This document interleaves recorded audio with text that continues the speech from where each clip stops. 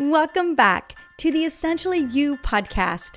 I'm your host, Dr. Marisa Snyder, and I'm here to help you rock your hormones and feel great in your body so that you can reclaim more energy, vitality, and joy, and become the CEO of your health.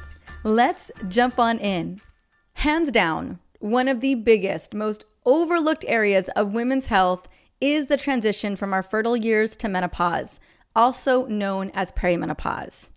And depending on how we take care of our bodies during the perimenopausal transition, well, it can really determine how our bodies thrive in menopause. And here's the deal. We're simply not talking enough about this 5 to 15 year transition that happens to take place when we are doing the most. I don't know about you, but every woman I know who is in their late 30s to early 50s are doing very big things and juggling all the plates in the air and then some. This is a big transition and it deserves our attention.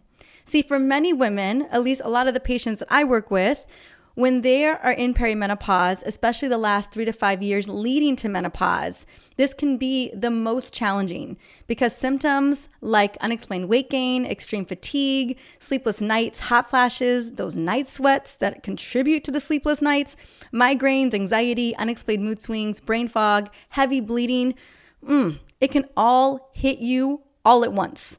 This number of disruptive hormone symptoms can feel like you got hit by a Mack truck with no end in sight, especially when we're talking about 3+ years at the end of this transition. Now, it can feel beyond discouraging when you feel like you don't have a real viable solution to addressing most of these issues. And what I know is that most doctors are going to probably offer you birth control pills, maybe an IUD to kind of lessen a little bit of the side effects of birth control, or hormone replacement therapy, and possibly a mood-altering prescription, like an anti-anxiety prescription. But these solutions, although they may band-aid some of the things that I mentioned earlier, just don't address most of the root cause issues that are driving those issues that I mentioned. And that's why I spent 2+ years writing my last book, which actually it just had a 1-year anniversary last week, which was the EO Menopause Solution, because I wanted women to know why. Like, why am I having these symptoms? What are the drivers here? What is changing in my body so that I can address them head on? And I'm so grateful that I have a book like this out there that is easy to get your hands on, because we deserve to know what's going on with our bodies. Now, the best way to navigate this big transition from being in our fertile years and having an ovulatory cycle to menopause is understanding what is going on and making a plan to support your body throughout, from the beginning or at any stage that you're in, right? And we're going to be talking 3 phases today, because when you're talking about a time in your life that can be as long as 15 years, yeah, there are definitely phases going on. Now, want the good news? The good news is there is so much that we can do, and there are so many side benefits to making the simple changes that I'm going to be sharing with you today in this episode. So hold tight, because I'm going to get into it. But first, I want to break down what is going down, right? I want you to know that although your body is indeed changing, there are adjustments that you can make to significantly ease the transition and have you feeling like you are entering into a fun, awesome new beginning. And if you want to dive deeper into really preparing for menopause on a mental and emotional level, definitely go and check out last Friday's episode. It was episode 362, just a couple days ago, with Susan Wilson. And this episode was why women over 40 should pay special attention to their beliefs about menopause. Now, this episode dives into our beliefs about menopause and how we can ask ourselves key questions and get clarity on who we want to become in this next chapter. And I think it's so important as we transition into a new life, becoming new women, it's that inquiry that really helps to unlock what we want. I'm a big fan of stepping into anything with intention, because I know that when you can step into anything with intention, especially your life, right? Your future self, if you step into that with intention, you can really just steer. Like, life happens for you, not to you. And even with perimenopause, I'm hoping that in this conversation, no matter what phase you are in, whether you're before perimenopause or you're on the way out of perimenopause, even menopause, this content can be super helpful for you today. But no matter where you are in your journey, to just get super intentional. So as a woman who's 42 years old, going to be 43 this year, I'm in phase 2 of perimenopause. Phase 1, phase 2. I'm kind of in the interim, right? Because there's a lot of gray area here. And I know that I have been so intentional, probably from 38 years old, about how I wanted this journey to look. Because let me tell you, 35 to 38 was not fun. It was a little messy. And so I kind of stepped back, took some assessment, asked myself, how do I want to feel? Who do I want to become? How do I want to show up in this beautiful perimenopausal journey? And really, what do I want my health to feel like? I think these are the types of questions when we dive deeper into inquiry about what we want for ourselves, man, we just lay out the blueprint for what it is that we want to accomplish. And I know you're thinking, well, even that sounds like a lot of work, Marisa. Well, this episode goes into the nuts and bolts of what that blueprint can look like. And again, the Essential Oil Menopause Solution book, that 21-day hormone program inside of the book, the hormone makeover program inside of the book, has everything that you need for sure. So if you don't have a copy yet, I highly recommend. I will have it in the show notes. But also I have an opportunity if you really want to do some discovery. I'm going to talk a little bit about a quiz that I have for you if you want to kind of really pinpoint what is going on. So a couple things to note that are very important about successfully navigating the perimenopause transition. First thing, you got to want to embrace the physical and emotional changes and be open to making adjustments to your body and health. And I think that's why setting an intention is so critical. Second thing, you got to decide that you are worthy of focusing on you, because implementing these changes to support your body will take some time and a little work, but I promise the payoff is so worth it. Not only for these transitional years, but for many, many years to come, well into menopause, where so much of the magic happens for many of us. As long as you are fully committed to you and optimizing your health, which I know that's why you're here. I mean, I know you're already fully committed, right? You wouldn't be listening to this episode if you weren't. And as long as you're willing to bring on some strategic changes for your body, you are going to feel great throughout your 40s and your 50s and beyond. That is what I am promising today.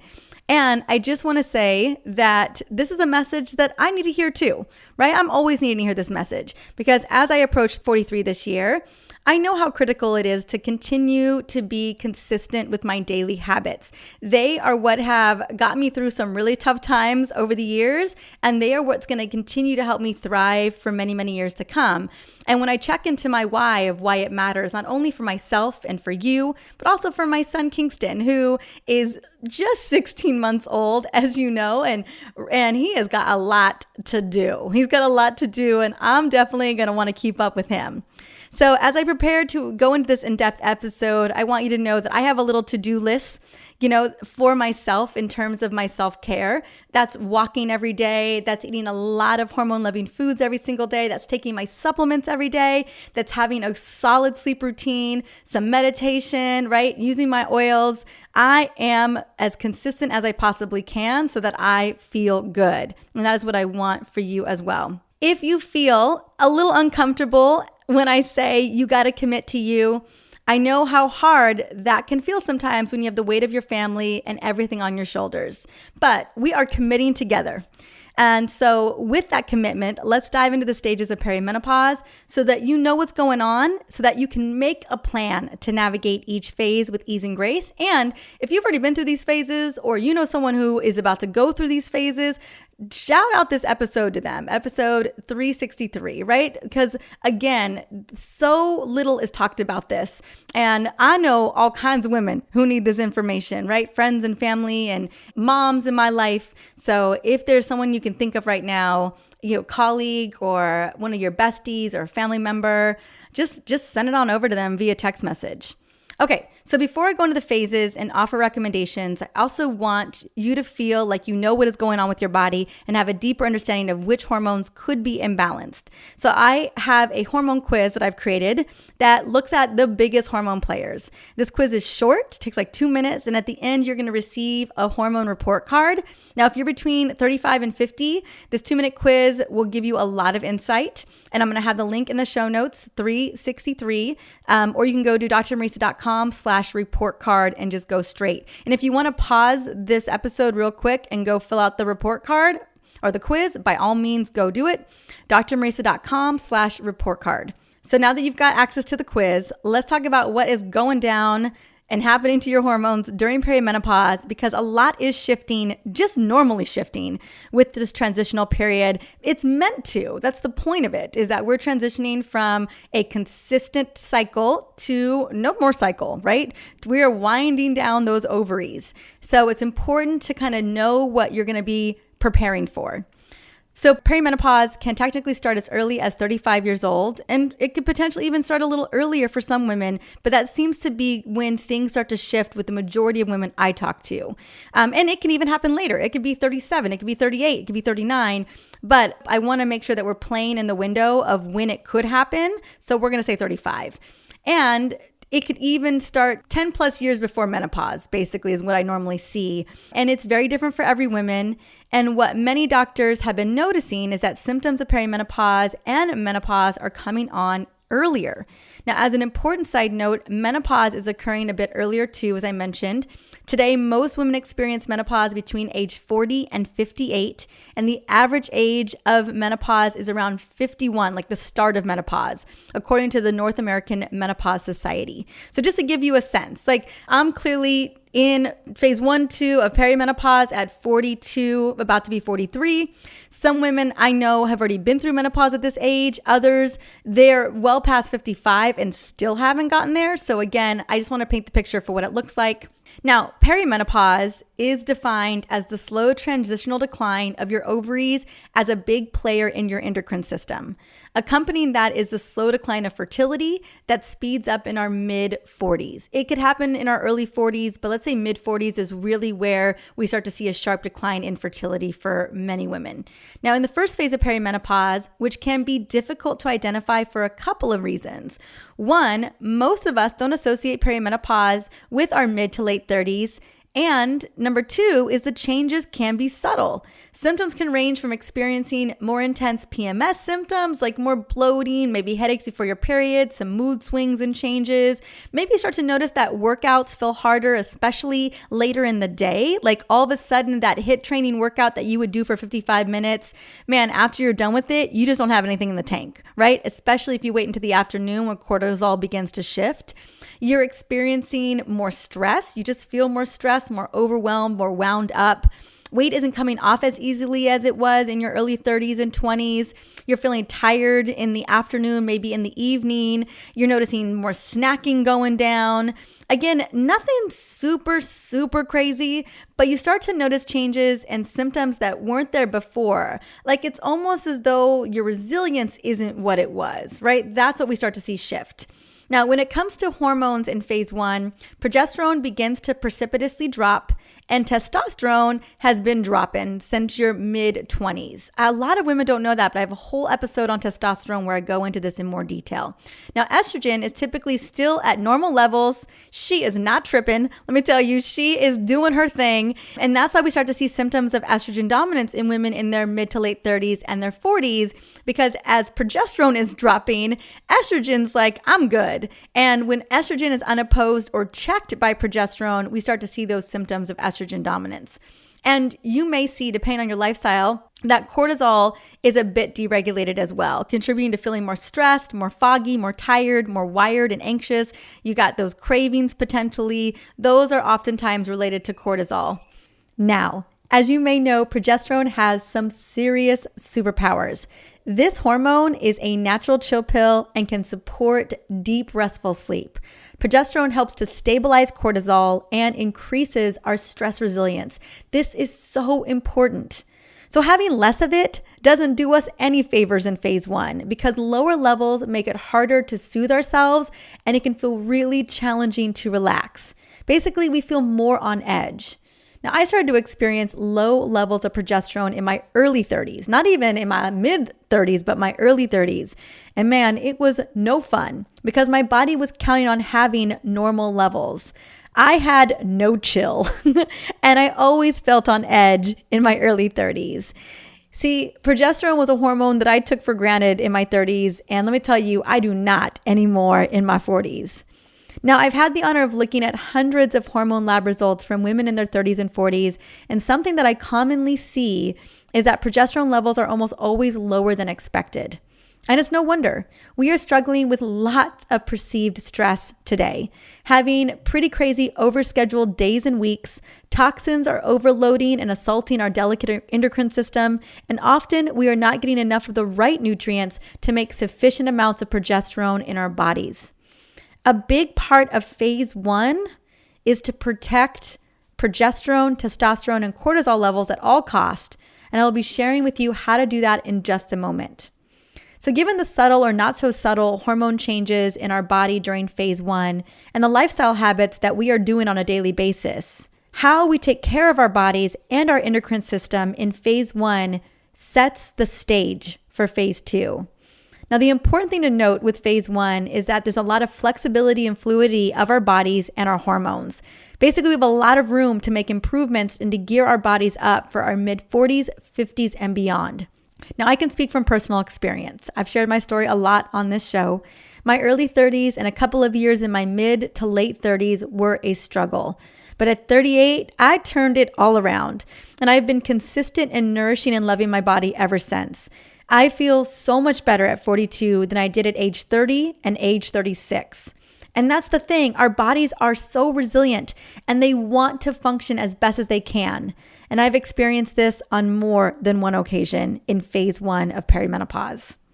So now that I've covered what goes down in phase 1 of perimenopause, I want to speak into what happens in phase 2 of perimenopause. Now, this is the phase that most people actually associate with being in menopause because a lot of the symptoms we thought were menopause are actually phase 2 of perimenopause. So this particular phase gets a lot of attention. This phase takes place in our mid-40s to early 50s.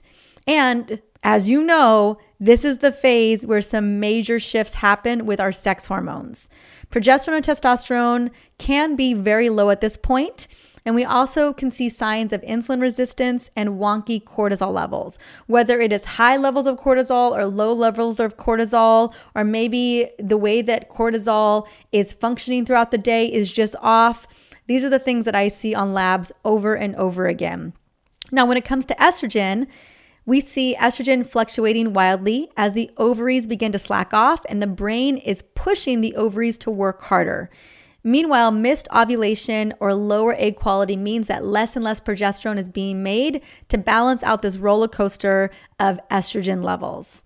Also, the number and quality of follicles are diminishing, causing a slow decline in estrogen production and fewer ovulations, resulting in anovulatory cycles 1 month. And then the next month, your ovaries may pop out 2 eggs and you may experience very heavy bleeding during your period. So there'll be light months, there'll be heavy months. It all has to do with what's going down with estrogen based on the pituitary gland sending a lot of messages to your ovaries. As a result, by our late 40s, our ovulatory cycle length will vary and shorten, and our periods may become very irregular. What was normally a 28-day or 30-day cycle is now a 26 or 25-day cycle. There may be months where you don't have a period at all, and then other months where you have really heavy periods for 8+ days in a row. Given this crazy roller coaster of estrogen and the decline in progesterone levels, you're almost guaranteed to be dealing with symptoms of estrogen dominance. Now, estrogen dominance is caused by the ratio of progesterone and estrogen being off. When we are in our fertile years, it's usually 100, the ratio is 100 to 1 progesterone to estrogen. But as we step into phase 2 of perimenopause, ratio is so off. And estrogen, being a proliferative hormone, is simply just not being checked. So you could actually have low levels of estrogen on a hormone test and still be estrogen dominant because it's all about that ratio of estrogen to progesterone. Estrogen dominance can be caused by several different factors. One, declining progesterone levels, right? That's just naturally going to be happening because of perimenopause, but also a sluggish liver, stress, genetic predisposition, gut, and thyroid issues. These are all major players here. So here are some common symptoms of estrogen dominance that I see mostly in phase 2, but definitely in phase 1 as well. Heavy bleeding accompanied by an increased risk of fibroids and polyps, severe PMS symptoms, brain fog, and just a lack of focus, sleep issues, hot flashes and night sweats, mood swings and anxiety, bloating, stubborn weight on hips and thighs and belly, tender, lumpy breast, maybe even ropey, fibrous breast, and even migraines before your period. So those are just some of the classic signs of estrogen dominance.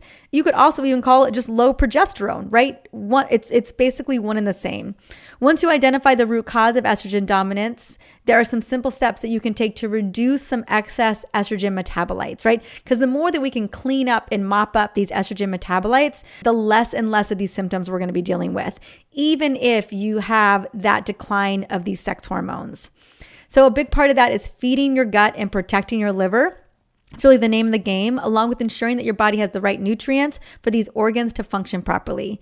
These are all essential components to finding relief from these symptoms. And it's important to note that many of these symptoms will cease once you reach menopause and your sex hormones are at menopausal levels. And I just want to speak into phase 3 at this point as well, which I call kind of the waiting room.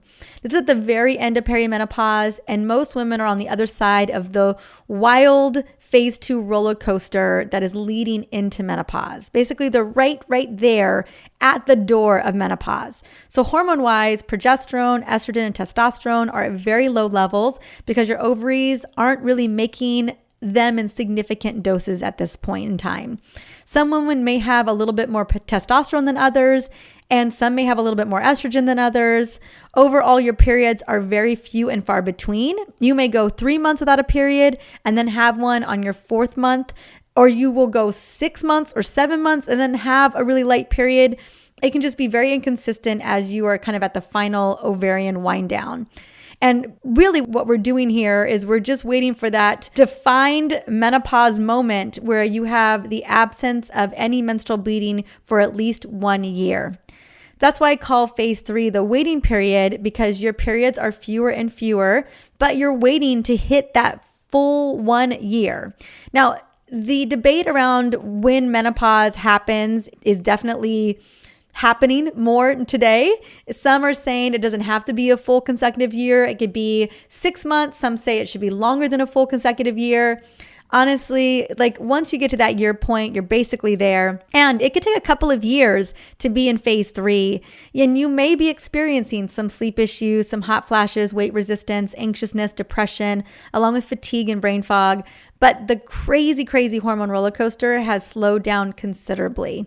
And the reason why we're seeing a lot of these symptoms in phase 3 is, again, although not sex hormones that are being created by the ovaries, but there could be a deregulation in metabolic function, in metabolic hormones, in cortisol, your survival hormones, in neurotransmitters. And so again, that's why what happens in phase 1 and 2 is so critical, so you can really set yourself up for phase 3 and menopause and beyond. I mean, we all know that the more that we can love up on our bodies and do all the things that nourish our bodies as early as possible and be consistent, that not only can we ride through the transitional period a lot less crazy, but we also are setting ourselves up for success for the years in menopause to come.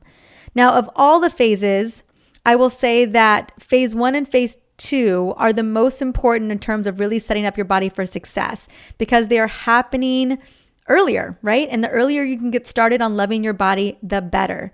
So I want to talk a little bit about what you can do today to support your body through phase 1 and phase 2 of perimenopause. And first, what I want to say is that extra grace is required right now, and you deserve all of the extra grace. Any woman managing and navigating through this transition of perimenopause deserves all of the extra grace, right? I am feeling the need for some extra grace. And then once we get super clear on having that grace and you knowing you're worthy of your body working properly and amazingly for you, let's talk about lifestyle habits, because at the end of the day, it's really rare that I have found health and vitality and joy and energy inside of a prescription bottle. Super rare, right? Lifestyle is the name of the game. And I know you know that. And when it comes to lifestyle, I'm going to start off with food. Food is always foundational, and focusing on foods that nourish the gut and protect the liver are so critical. So I'm going to talk about foods that we should be avoiding to love our gut and protect our liver, right? So dairy, gluten, high amounts of caffeine, sugar, and alcohol. These are all going to have negative impacts on your sex hormones, your gut, and your liver. And so when we remove some of that, we're going to ease up on some of those PMS symptoms, even may able to ease up on any inflammatory response, like a histamine response or a metabolic issue that we're dealing with that could be triggering symptoms to be worse. So food is big. When I talk about hormone-loving foods, again, I have a full 21-day hormone makeover inside of my menopause book. But I have so many guides and I have so many other podcasts devoted to this topic. But I was thinking about what I had for lunch today. So lunch was a lot of hormone-loving foods. I had sea bass with a little bit of dairy-free pesto. I had cauliflower rice with carrots and peas and cilantro kind of all mixed in. And then I also had a big handful of roasted broccoli. And then on the side, I had a little bit of avocado and I had a little bit of olive oil. So I wanted to make sure that I had my clean protein, my healthy fats, and a lot of yummy fibrous foods, especially green leafy vegetables and cruciferous vegetables to just love up on my gut, my liver, and my hormones. So that's like a lunch in the life of me, really trying to love up on those hormones as much as possible. So green leafy vegetables, clean proteins, healthy fats, fiber, as much fiber as you can get your hands on. That's what's going to really help to support your body. Number 2, I told you that a big part of why we see hormone deregulation earlier and earlier has to do a lot with stress and the amount of stress. And as you know, stress comes in all kinds of flavors. It can be physical, mental, emotional. You really have to look at that workout. Is it doing you like all workouts are stressful, right? It's stress on the body. That's the point of it. But is it too much stress on the system, right? Looking at what does that schedule look like where there's a tipping point where you just feel overwhelmed and overscheduled and just like you're at that point of being on edge. We know that stress is driving cortisol and insulin. So it's important to have rituals in place. And where I have found rituals really, really stick is when you bookend your day. So 4 rituals that I personally love that I'm committed to is gratitude journaling, a 10-minute meditation before bed, 60 seconds of deep breathing, along with my favorite, like I have a lavender, bergamot, Roman chamomile combo that I'm obsessed with that just smells so good and just reminds me to breathe. And then walking outside in nature for about 15 to 30 minutes, ideally 30 minutes is my goal. And there are so many stress relieving rituals that you can do. I've got so many in my books and I have so many episodes devoted to stress specifically that you can just dive in and really find what works best for you. Next, have a solid sleep routine and protect it fiercely. I'm not going to go into sleep routines today just because I know I want to get to some more of the yumminess that I want to share here. And then say no to things that don't serve you and delegate as much as possible. Next, move your body daily, lift weights to maintain muscle mass and metabolic flexibility. And again, find that sweet spot for movement for you where you are feeling like you're getting gains from it, but you are not burning out. Next, it's critical to make sure that you're addressing nutrient deficiencies due to hormone fluctuations, environmental toxins, and stress. It is just a fact that we are burning through key nutrients and minerals at a rapid speed when we have a crazy overscheduled week. So I'm going to be sharing some of my favorite supplements in just a moment to make sure that you are supporting your body's healthy hormone levels, your endocrine system, your gut, and your liver, right? We want to make sure that on a cellular level, your cells are saturated with what they need. So these are my non-negotiable nutrients that help to alleviate sleep issues, feeling tired, moody, foggy, and just feeling low resourced. So I think everyone would benefit from magnesium glycinate. It's great for hot flashes, sleep, hormone regulation, mood support, headaches, cravings, insulin stability, handles stress. I recommend usually 350 milligrams for women, about 400 plus milligrams for men. And I take it before going to bed. I personally take about 400 milligrams before bed, and it has changed my life. Also, Pharmagaba and taurine. These are phenomenal for taking with magnesium because if you're dealing with mental chatter, anxiety, sleep issues, mood swings, basically low progesterone, Magnesium glycinate, pharma-GABA, and taurine are going to make a huge difference. It's going to bring back the chill pill. So if you need the chill pill because you're lacking the progesterone, that's the trio of chill pill right there. Now, I carry pharma-GABA in a chewable form that is so fast acting. Oh my gosh, it will blow your mind. You will go from being on edge to being a Zen master by simply just doing a chewable of this. This is in my Common Restore supplement. I personally like to take pharma-GABA with magnesium glycinate at night before going to bed. Next is methylated B vitamins. I cannot tell you how critical it is that we maintain our B vitamin complex inside of the body. This radically reduces bloating, improves mood, eases breast tenderness, energizes your cells to combat fatigue. I'll tell you what, I take my Activated B Complete supplement at breakfast or at lunch every single day just to make sure that I am saturated. Remember, B vitamins are water soluble, so you will burn through them. Next is hormone balance. This has been the game changer for me. Not only does it help to balance out those sex hormones by having the nutrients to boost progesterone levels, nutrients and herbs, but also helps to metabolize excess estrogen to help to create more balance between these two very critical sex hormones. So hormone balance is so key in phase 1 and phase 2. Now, because I know how important these are, as you know, I don't ever want you to be wasting your time or money. So these are all in my Essentially Whole supplement line. Magnesium Restore, Activated B Complete, Hormone Balance, and Common Restore. Third-party tested, no dairy, no gluten, no processed anything. Like, these deliver. And that's always, like, therapeutic dosage is so critical. What's the point of taking supplements if you're not going to get what you need out of them? So I will have the link for these 4 must-have supplements in the show notes for episode 363. And here's some other supplement recommendations that I think are worth adding to your arsenal.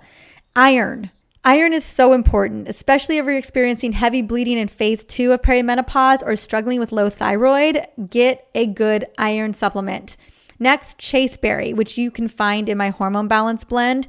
Chaseberry or Vitex or Chase Tree is well-recognized herbal supplement used to treat PMS symptoms, menstrual irregularities, help to boost progesterone levels, and also help to ease that menstrual cycle. And that's what's so important. Like, we want a robust and healthy menstrual cycle for as long as possible. Next is dried ginger root. So as you move into phase 2, a capsule twice a day will calm down heavy bleeding and reduce inflammation and bloating. Vitamin C, oh my gosh, vitamin C is like the duct tape of vitamins. It's so critical. It's a natural anti-inflammatory to help ease heavy bleeding and the pain that comes along with it. So crazy cramps, vitamin C is the ticket. It's also necessary to help your body to absorb iron. So you should always be taking vitamin C at the same time that you're taking your iron supplement. And then a couple more that I love is diindolylmethane. This is during phase 1 or 2. Basically, it's when you have too much estrogen, you need to metabolize. It's part of phase 1 liver detoxification. You always want to deal with all the phases 1, 2, and 3. Hormone balance deals with 1 and 2. DIM really cleans up phase 1. And this is a compound found in cruciferous vegetables that shows great promise for basically pulling out bad estrogen metabolites. So it can alleviate symptoms of PMS, heavy bleeding, migraines, bloating, anxiousness, and even fat distribution around the hips, thighs, and stomach. So I love DIM. Again, making sure that you are trying to clear excess estrogen is the big part here. Next, things that everyone should be taking every day is probiotics and digestive enzymes. It's all about your microbiome and your stomach, and all of it, like the whole thing, is an essential part to maintaining a healthy relationship between estrogen and progesterone and your body. Having a healthy gut ensures excess estrogen is expelled from the body instead of being reabsorbed, leading to more estrogen-dominant symptoms. So the best way to keep your gut thriving is consuming high-quality probiotics and making sure that you're getting the most out of your food. So a digestive enzyme before every single meal is so important. And then lastly, especially in phase 2 and phase 3 of perimenopause, even in menopause, it's worth considering a natural progesterone serum to ease some of the worst symptoms of perimenopause, especially the mood swings, the PMS, the heavy periods, the sleep issues, the hot flashes, the mood swings, all of it. I mean, natural progesterone, again, it's the chill pill you need. So let me count the ways that natural progesterone can be saving grace for you. It makes periods lighter, so progesterone can be used together with turmeric and other treatments to relieve crazy heavy periods of perimenopause. It relieves hot flashes. It works best in combination with magnesium glycinate and pharma-GABA though, so I do love it with those. 2, you can put it on at night. It improves mood and sleep because progesterone soothes GABA receptors in the brain, right? We talked about that chill pill and that sleep aid. Helps to reduce migraines and headaches along with tender breast tissue due to helping to address estrogen dominance. It helps to improve stress resilience and may help to stabilize metabolic function and stabilizes the HPA and adrenal axis to improve your ability to cope with stress and not feel so on edge. Now, the easiest and safest way to use natural progesterone is in a topical serum because it's less messy, it absorbs quicker, and you can play with the amount, right? You can figure out what works best for you. So probably one of my top 3 bestsellers is my Progest Restore serum. It's a natural progesterone serum, and it has, oh my gosh, I used it to boost my progesterone levels when I was trying to get pregnant. And then I even stayed on it until I was 15 weeks pregnant. So this particular serum contains 20 milligrams of bioidentical progesterone in a 1 ml serving. And it consists of a super micronized form of natural progesterone that facilitates better absorption than conventional cream. So basically, you are going to feel it go to work for you. It works. I recommend applying 1 ml, which is that 20 milligrams of bioidentical progesterone, 1 to 2 times a day to smooth skin areas such as the wrist, inner arms, or thighs, the neck, abdomen, or chest. I find the inner arms and inner thighs are a great place to put it. Bioidentical progesterone can alleviate those symptoms and really address estrogen dominance. It's also neuro, breast, and bone protective, which is very important compared to a synthetic progesterone like a progestin and hormonal birth control. These are not protective at all. So if someone tries to give you a synthetic progesterone, say no thank you. Synthetic progesterones can be dangerous with unwanted side effects. Now, when you pair natural progesterone with lifestyle changes that I recommended earlier, you will find that many of your perimenopausal symptoms will disappear or significantly dissipate. And it will feel much easier to handle a lot of the stressors that are going on in your life, basically life in general, as you approach menopause.